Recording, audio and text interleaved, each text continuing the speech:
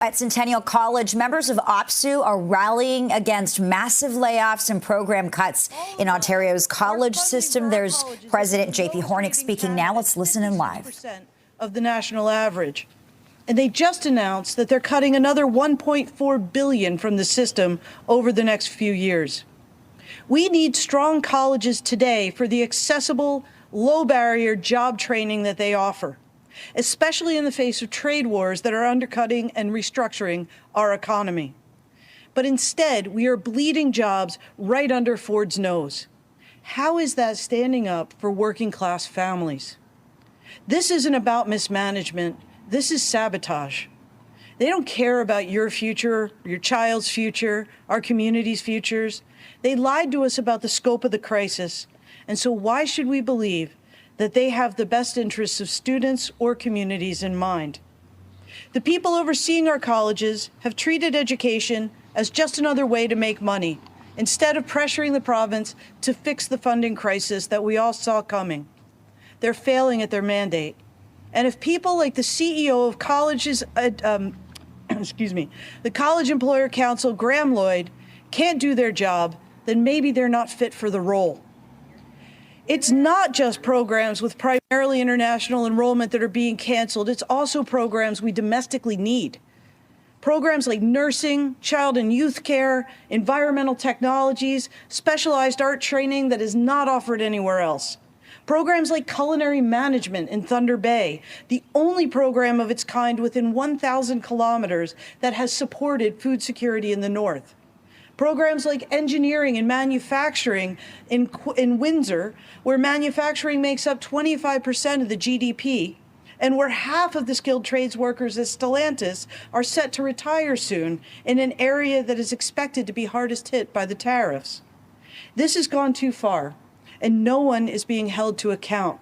So we're here today to tell them we're going to hold them accountable.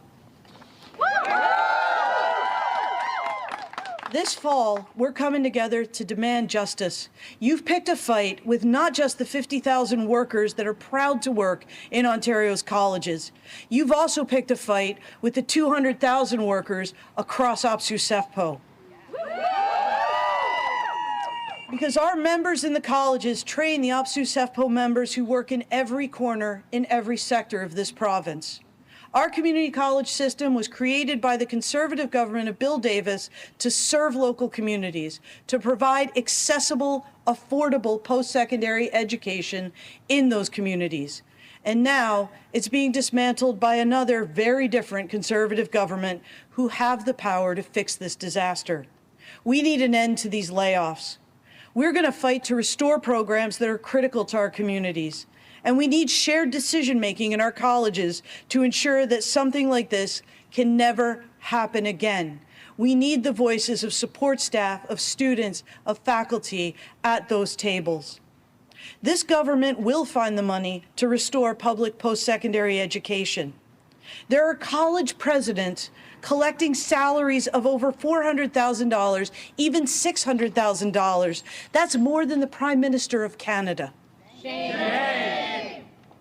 And I gotta say, I know John Tibbetts, and if he is doing a job as the president of Conestoga that is more important than that of the Prime Minister of Canada, I beg to see evidence of that.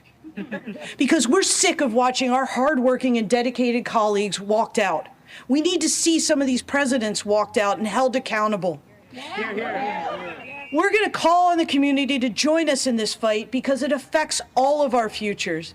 As public funding continues to drain out of the system, campuses will continue to close.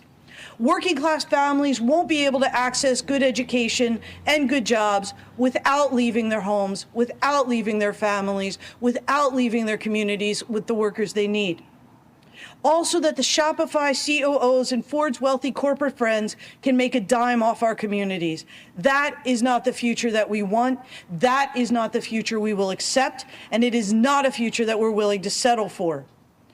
Now you're going to hear from people who are directly affected by these cuts.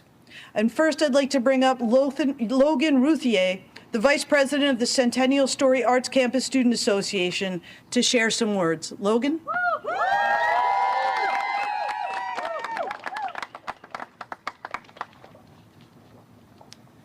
Hello, everyone.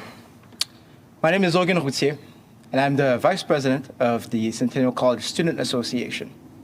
I'm also part of OSV as an observer, representing thousands of students across Ontario. Across the board, students have been asking for a few things, but one of them was equitable access to education. They want education that is fair, accessible, and of high quality. Now, unfortunately, what's happening in front of our eyes is the direct opposite of that. What we're seeing is hundreds of programs being suspended. This beautiful marvel of architecture being shut down. And those programs are stemming from marketing, electronic engineering, journalism, and 3D animation across the board. And those are students whose dreams won't be able to materialize. Now, those changes stem directly from funding issues. As it turns out, Ontario gives away the least amount of funding per student amongst all provinces in Canada. And the issue at hand here is that, yes, this is affecting the students of today. The services are being affected. Their working conditions and studying conditions are being affected day in and day out. Their support systems affected by these cuts and these changes. But it's not only the students of today, because they will all become the nurses of tomorrow, working in our healthcare systems, providing opportunities for folks. Not only that, but it's also going to affect the future construction workers, the ones building the houses for so many people around the country. It will affect everybody, your children and your peers. And it cannot happen. These changes are nothing new.